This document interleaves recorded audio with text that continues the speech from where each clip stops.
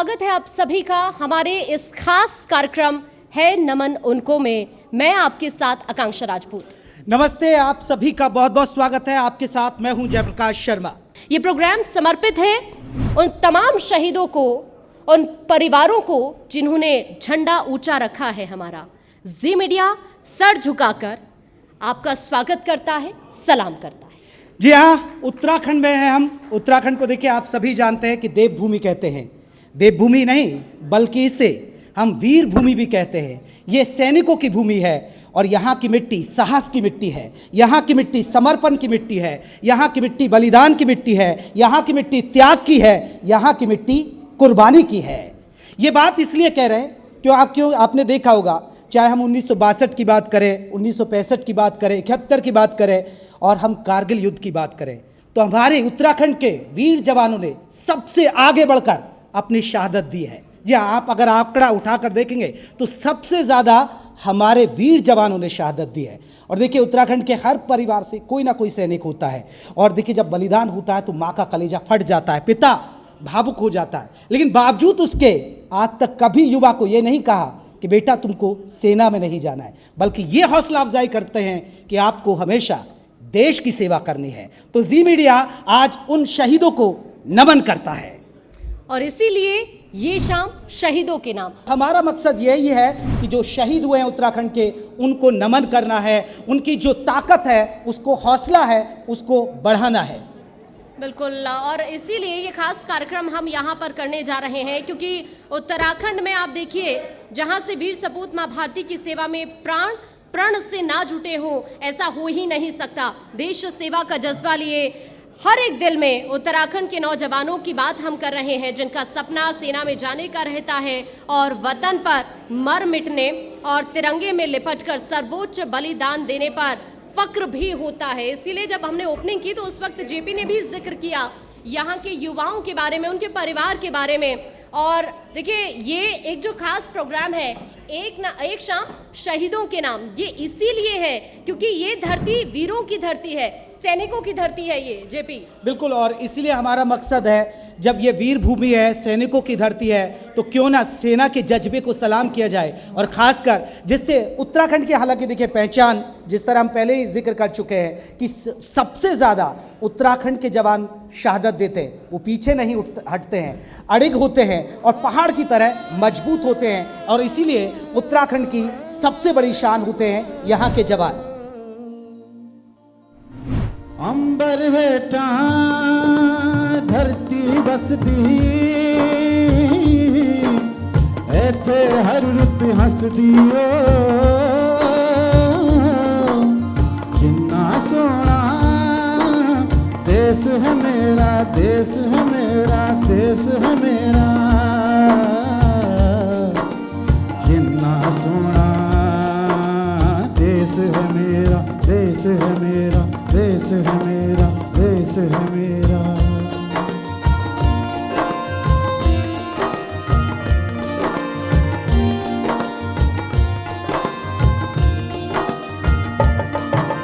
धरती सुनहरी अंबर नीला हो, धरती सुनहरी अंबर नीला, हर मौसम रंगीला, ऐसा देश है मेरा हो, ऐसा देश है मेरा, ऐसा देश है मेरा हो, ऐसा देश है मेरा। बोले पपीहा कोयल गाए हो, बोले पपीहा कोयल गाए, सावन घिर के आए, ऐसा देश है मेरा हो, ऐसा देश है मेरा, ऐसा देश है मेरा, हाँ ऐसा देश है मेरा। इस वक्त governor retired lieutenant general Gurmeet Singh हमारे बीच आ पहुंचे हैं। राष्ट्रगान प्लीज।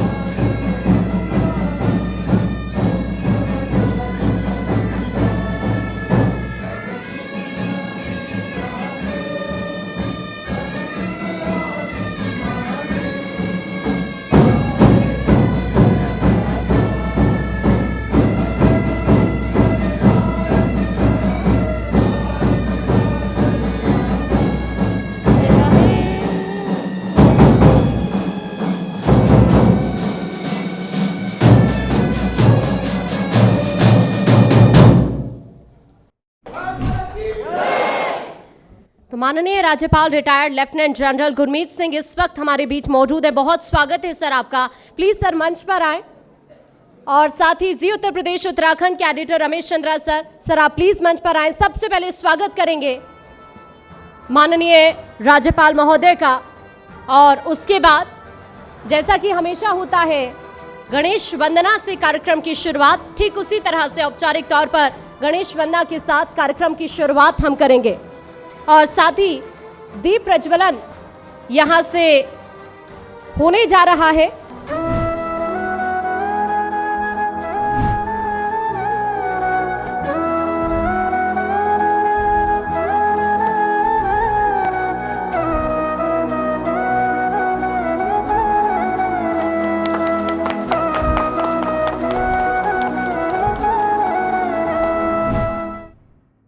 और अब गणेश वंदना के साथ ये खास टीम आईटीबीपी की जुनून जाज बैंड इस कार्यक्रम की शुरुआत करने जा रहे हैं।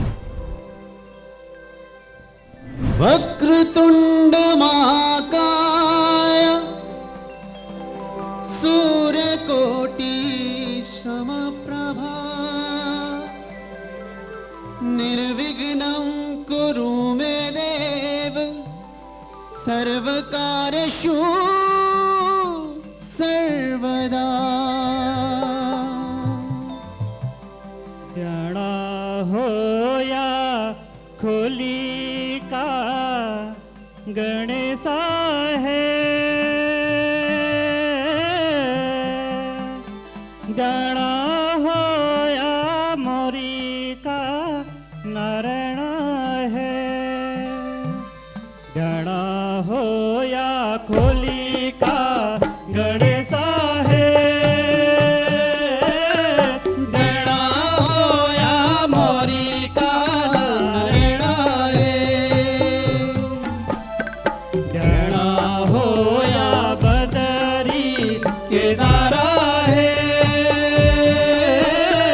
गणा होया हरि का हरिदारा है। और अब कार्यक्रम की रूपरेखा को आगे बढ़ाते हुए जो खास टीम इस वक्त हमारे साथ यहाँ पर मौजूद है जुनून जाज बैंड की, वो कुछ परफॉर्म आप सभी के सामने करने जा रही है। ओ देश मेरे तेरी शान पे सदके कोई धन है क्या तेरी धूल से बढ़ के, तेरी धूप से रोशन तेरी हवा पे जिंदा, तू बाग है मेरा मैं तेरा परिंदा, है अर्ज़ी दीवाने की जहाँ भोर सुहानी देखी, एक रोज वही मेरी शाम हो, कभी याद करे जो जमाना माटी पे मर मिट जाना, जिक्र में शामिल मेरा नाम हो। ओ देश मेरे तेरी शान पे आप लोग भी ज्वाइन कर सकते हैं। कोई धन है क्या तेरी धूल से बढ़ के, तेरी धूप से रोशन तेरी हवा पे जिंदा, तू बाग है मेरा मैं तेरा परिंदा। और अब से कुछ देर बाद वापस से कुछ और परफॉर्मेंसेस यहाँ पर होने वाली है, लेकिन अब वक्त हो चला है शहीदों के सम्मान का। जो परिवार वाले इस वक्त यहाँ पर मौजूद हैं, अलग अलग यहाँ पर एरियाज से उत्तराखंड में ही कुछ लोग हमारे बीच आ पहुँचे हैं। उनके सम्मान का वक्त हो चला है, क्योंकि ये जो शाम है वो शहीदों के ही नाम है, और इसीलिए हमें नज़र डालनी होगी शहीद जसवंत सिंह रावत पर। उनके बारे में कुछ आपको 2 लाइंस मैं आपको बताती हूँ, उसके बाद ऑडियो विजुअल के जरिए आप उनको लेकर कुछ महत्वपूर्ण बातें देखना, क्योंकि जसवंत रावत, राइफलमैन जसवंत सिंह रावत, अगर उनकी बात करें भारतीय सेना के गढ़वाल राइफल्स में सैनिक थे। ऑडियो विजुअल के जरिए पहले उनके बारे में जान लेते हैं।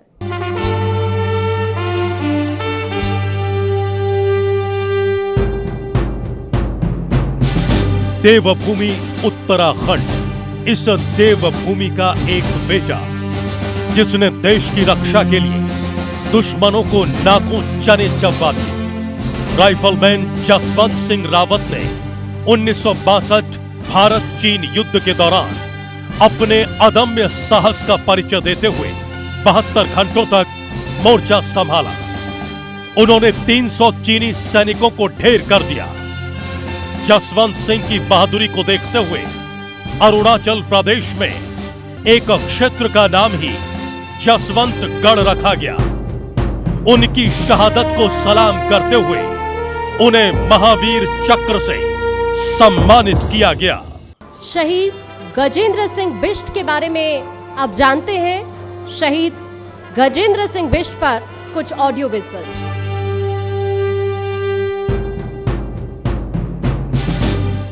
गजेंद्र सिंह बिष्ट एनएसजी कमांडो हवलदार गजेंद्र सिंह बिष्ट ने मुंबई के 26/11 हमले में नरीमन हाउस पर आतंकियों से लोहा लिया था।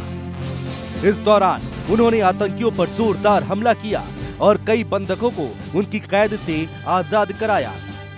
आतंकियों की गोलीबारी में हवलदार गजेंद्र सिंह शहीद हो गए। मरणोपरांत उन्हें अशोक चक्र से सम्मानित किया गया। पूरा देश उनकी इस शहादत को नमन करता है।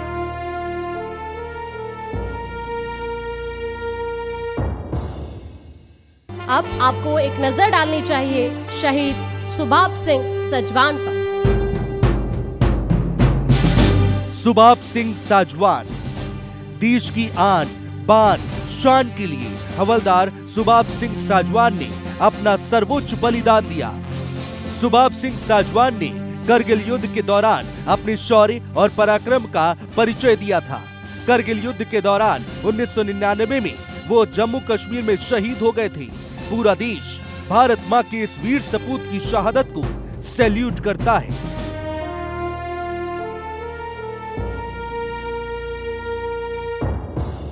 और अब ये परफॉर्मेंस आईटीबीपी की टीम की तरफ से सर आपके लिए, क्योंकि इससे पहले जो परफॉर्मेंस हुई वो हम सब जानते हैं कि आपको इस तरह की परफॉर्मेंसेस बहुत ज्यादा पसंद है, और स्पेशल ये परफॉर्मेंस सर आपके लिए।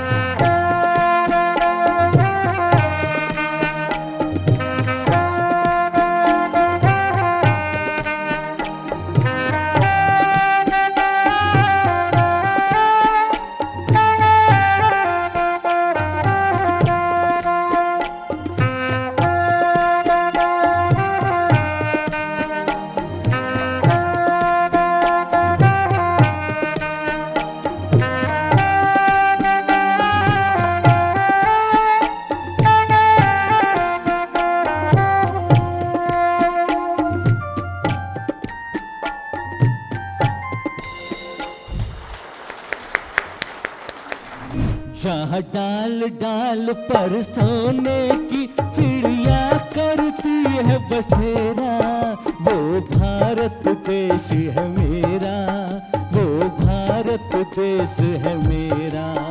जहाँ डाल डाल पर सोने की चिड़िया करती है बसेरा, वो भारत देश है मेरा, वो भारत देश है मेरा। जहाँ सत्य अहिंसा और धर्म का पग पग लगता घेरा, वो भारत देश है मेरा, वो भारत देश है मेरा। जय भारती जय भारती जय भारती जय भारती।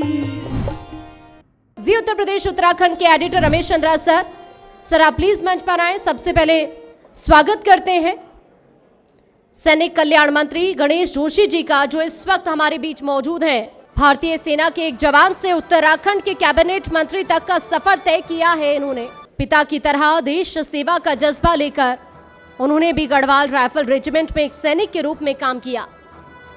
सबसे पहले स्वागत करते हैं बुके भेंट कर।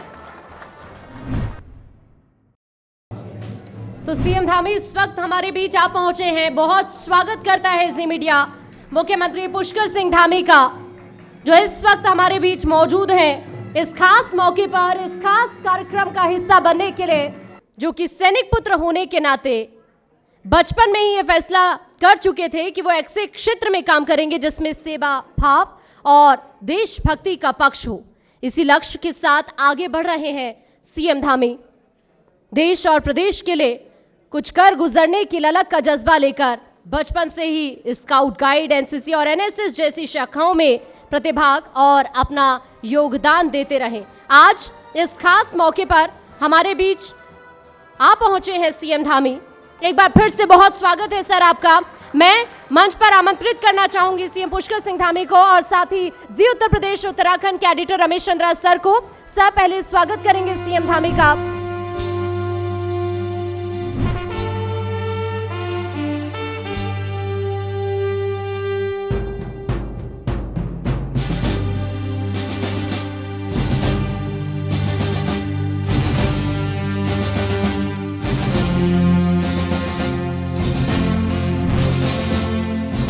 हमारे वीर सैनिकों ने हमेशा देश की आन बान और शान के लिए, उसको अक्षुण्ण बनाए रखने के लिए हमेशा हर मोर्चे पर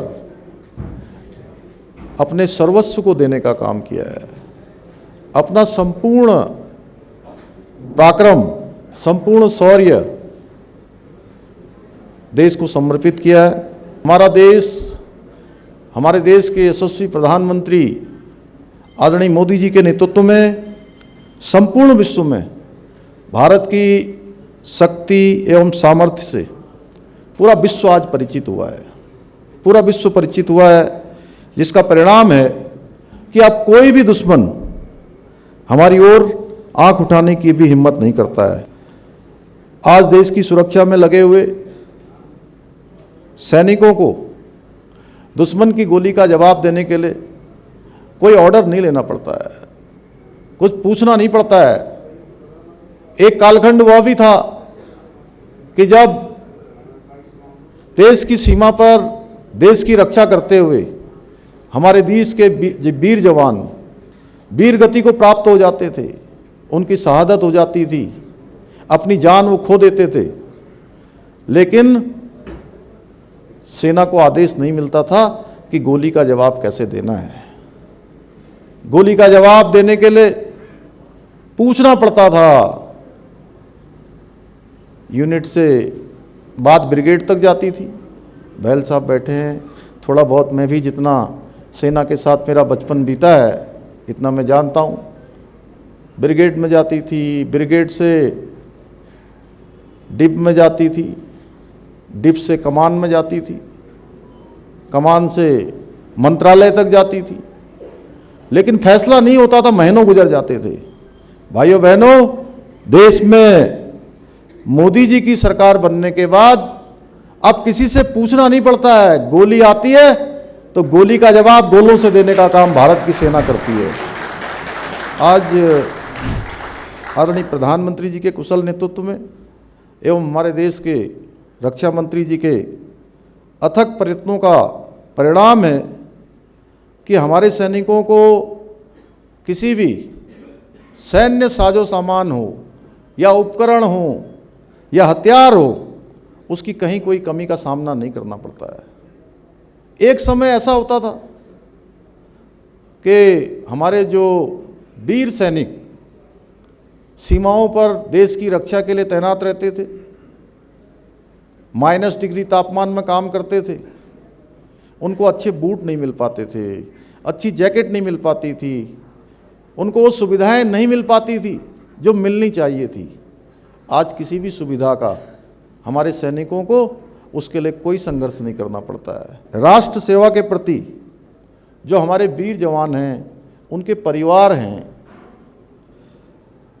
उनकी परेशानियां हैं, उनके जीवन के संघर्ष हैं, उनको मैंने बहुत नज़दीक से देखा है। इसलिए हमारी सरकार का हमेशा से प्रयास रहा है कि हमारी आने वाली पीढ़ी सैनिकों और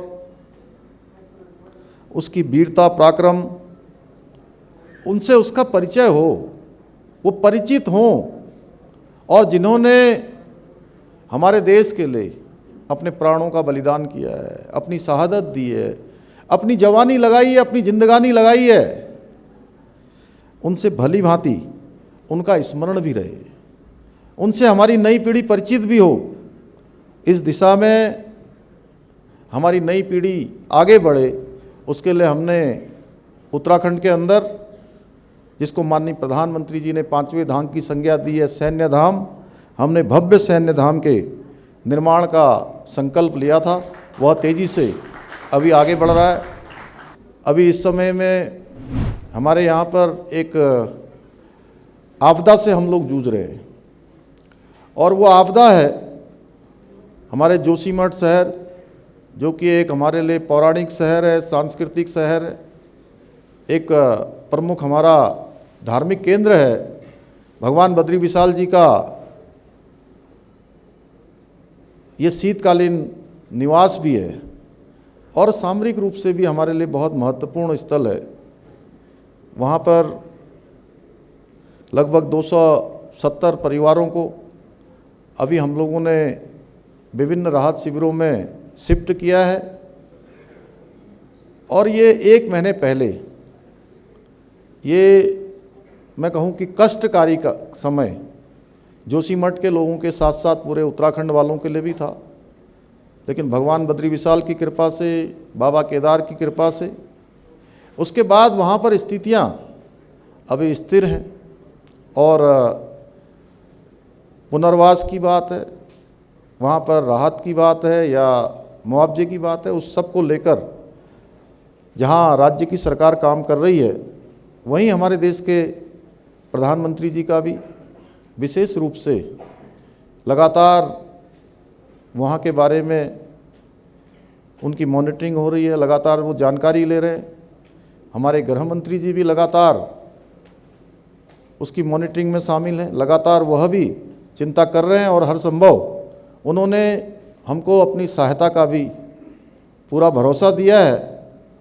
8 संस्थान भारत सरकार के और राज्य सरकार के मिलकर वहाँ पर सर्वेक्षण का काम कर रहे हैं, और नई अभी कोई घटना नहीं हुई है, नया कोई वहाँ पर भू धसाव नहीं हुआ है।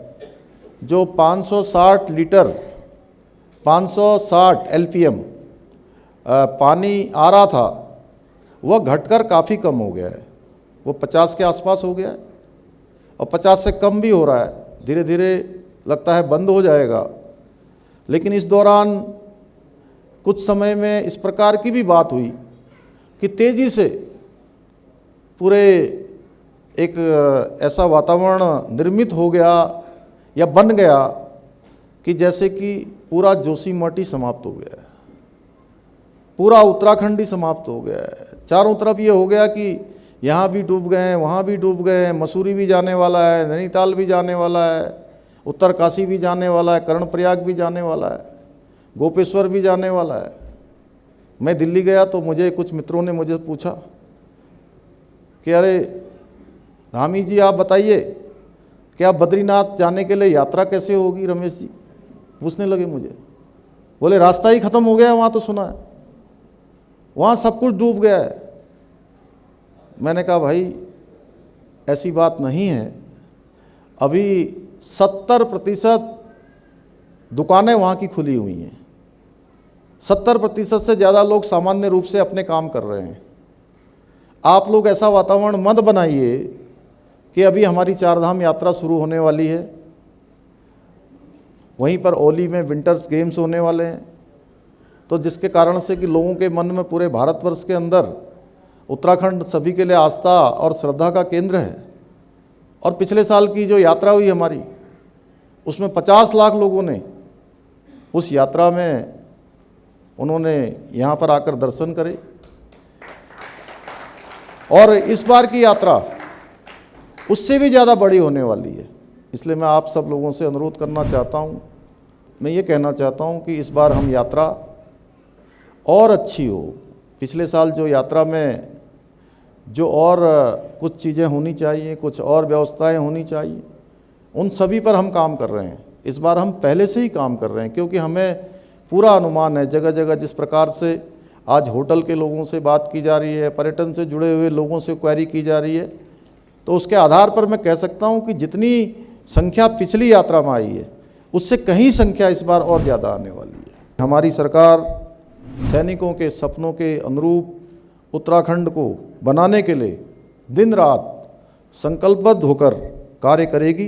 अंत में आप सभी को इस कार्यक्रम के आयोजन के लिए पुनः एक बार हार्दिक शुभकामनाएं देने के साथ साथ मैं राज्य के समस्त वीर जवानों को भी नमन करता हूं, अपनी श्रद्धांजलि अर्पित करता हूं। उनके पारिवारिक जनों को सभी को अपना प्रणाम करते हुए, नमन करते हुए मैं अपनी वाणी को विराम देता हूं। धन्यवाद। जय हिंद, जय भारत, जय उत्तराखंड।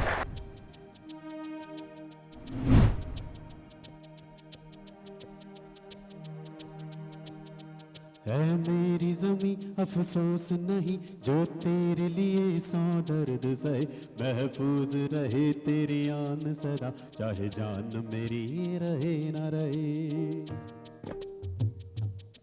हाँ मेरी ज़मीं महबूब मेरी, मेरी नस नस में तेरा इश्क बहे, फीका न पड़े कभी रंग तेरा, जिस्मों से निकल के खून कहे।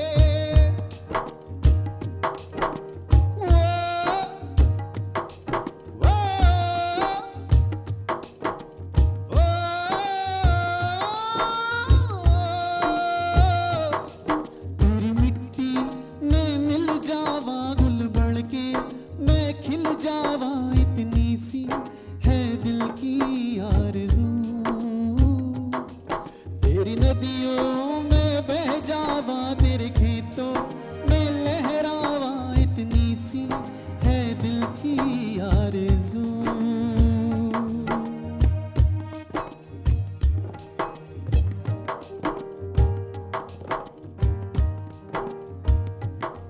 सरसों से भरे खलियान मेरे, जहाँ झूम के भंगड़ा पा न सका, आबाद रहे वो गांव मेरा, जहाँ लौट के वापस जा न सका। हो वतनावे मेरे वतनावे, तेरा मेरा प्यार निराला था, कुर्बान हुआ तेरी असमत पे, मैं कितना नसीबों वाला था।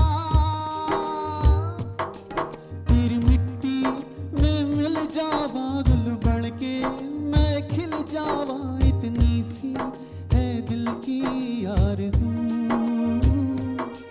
तेरी नदियों में बह जावा, तेरे खेतों में लहरावा, इतनी सी है दिल की आरज़ू।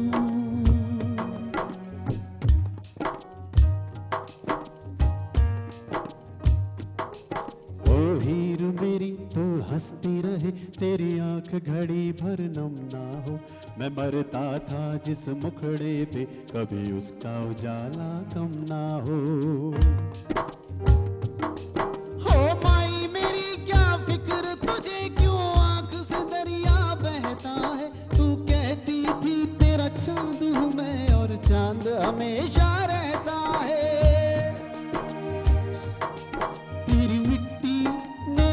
जावा गुल बढ़ के मैं खिल जावा, इतनी सी है दिल की आरज़ू। तेरी नदियों में बह जावा, तेरे खेतों में लहरावा, इतनी सी है दिल की आरज़ू। माई